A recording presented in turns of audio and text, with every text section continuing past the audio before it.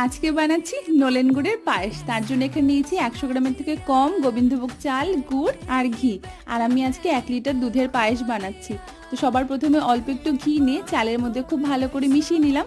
তারপরে দুধটা ফুটতে দিয়ে দিয়েছি। দুধটা যখন ফুটে এসেছে তখন এর মধ্যে চাল সমেত ঘি যেটা মাখানো ছিল মিশ্রণটা অ্যাড করে দিলাম। খুব ভালো করে এবার দুধটাকে ফুটতে দিতে হবে। যতক্ষণ না পর্যন্ত চাল সিদ্ধ হচ্ছে ততক্ষণ গুড় অ্যাড করব না। চালটা সিদ্ধ হয়ে গেছে, এরপর এর মধ্যে আমি গুড়টাকে অ্যাড করে দিলাম।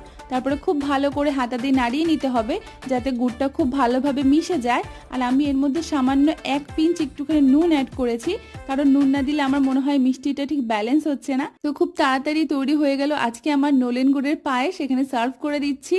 দেখো দেখতে কতটা সুন্দর হয়েছে। আর আমি একটু লিকুইড রেখেছি, উপর থেকে একটু গ্রেট করা গুড় দিয়ে ডেকোরেশন করে দিলাম। তৈরি হয়ে গেছে নলেন গুড়ের পায়েস আমার পছন্দের।